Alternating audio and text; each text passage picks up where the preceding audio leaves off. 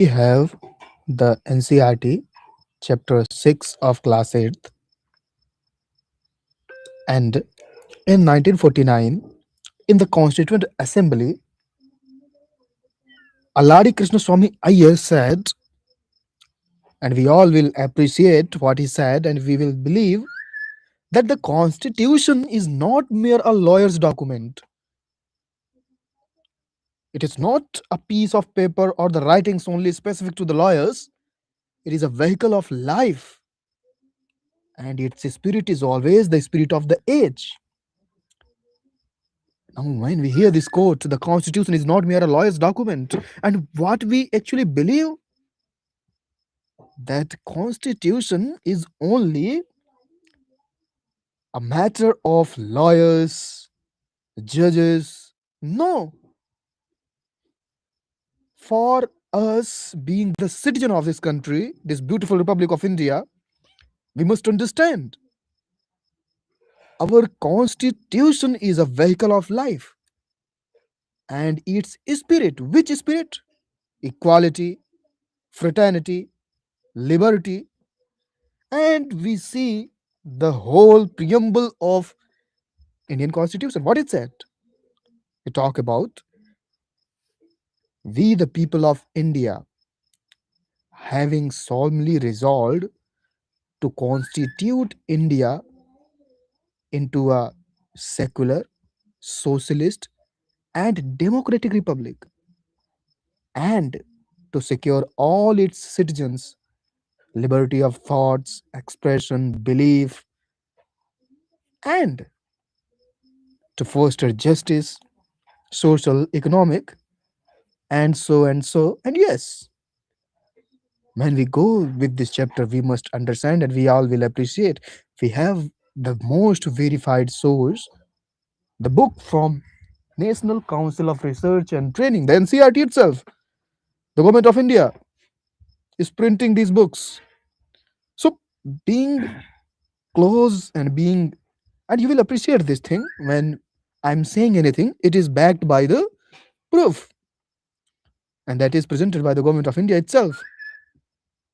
So we must always start with some basic questions anywhere we are, whether we are in a conversation with our friends, family, classroom, college, university, seminar, any any sabha, any gathering.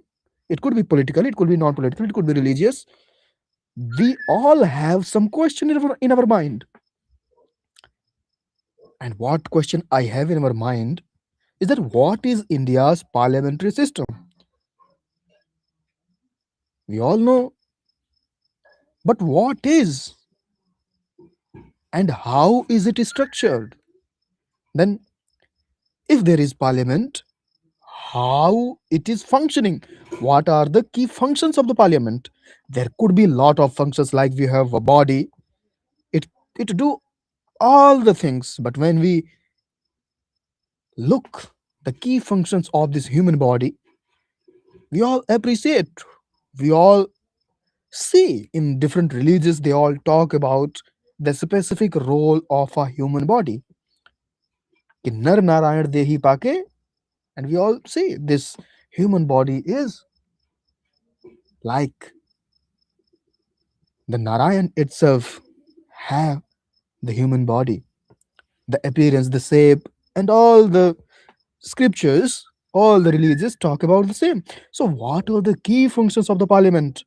Then what are the roles of the legislature and the executive in India's parliamentary democracy?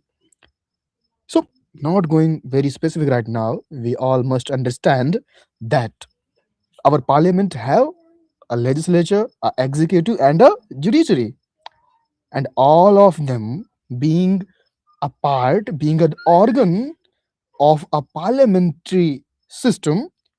We all know we have a body, we have various systems. If starting from the head, we have nervous system, we have digestive system, we have respiratory system, we have uh, circulatory system. Uh, in trees also we have xylem, phloem, the same way. And this system organ system is mainly composed of organs. The same way, our parliamentary system is composed of three organs: legislature, executive, and the judiciary. Now, if there it is, how are the legislature and executive organized at the union level and at the state level? So, we all know, for example, in a tree, I have a tree in front of me, and I am giving example right straight forward to me. You see, there are leaves. Leaves make the food. Leaves also consume the food, but leaves have all the leaves combined make the food, and they transfer through the vascular tissues they have.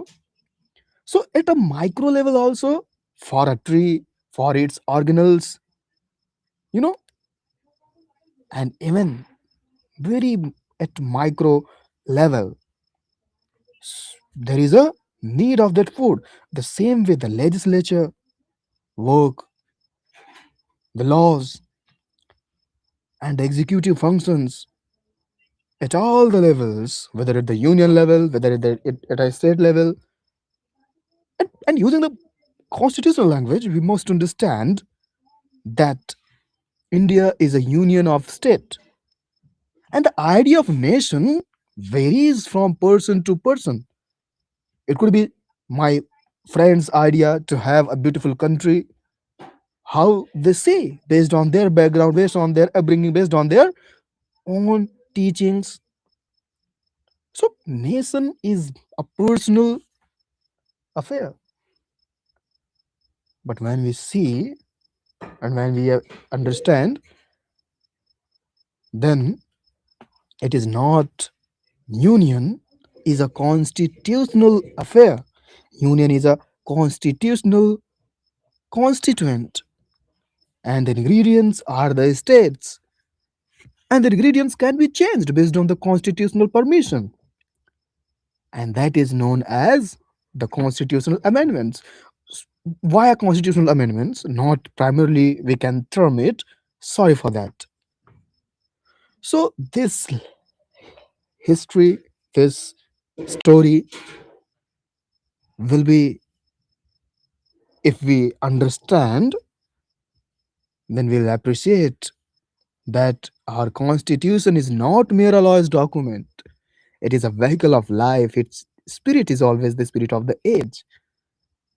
And we could be graduate, we could be a PhD holder, and leaving all of this, we can be only metric passed or a fifth pass or a sixth pass student. But to live the life in this planet, the way we all understand through all our religions, talking about the Adi Sanatan Dharma, the God have prescribed the law of its constitution, like we know the religious, our religiousness to sustain the life. So we can understand the constitution as a backbone or a like torchlight, like when we are in a darkness, we have the torchlight in the smartphone or in any way. So it is the torchlight to act, to perform, and to treat people according the script of the Constitution of India. It is like a best and the most essential given by the Constituent Assembly if we have accepted them. Otherwise, we will be on a second line who discard this system. That will be an anti unionist approach, not an anti national. So we must understand, we will discuss all those things based on our own understanding and having a place to discuss the things that we think actually matters the most. it become very crucial for all of us to understand. Thank you.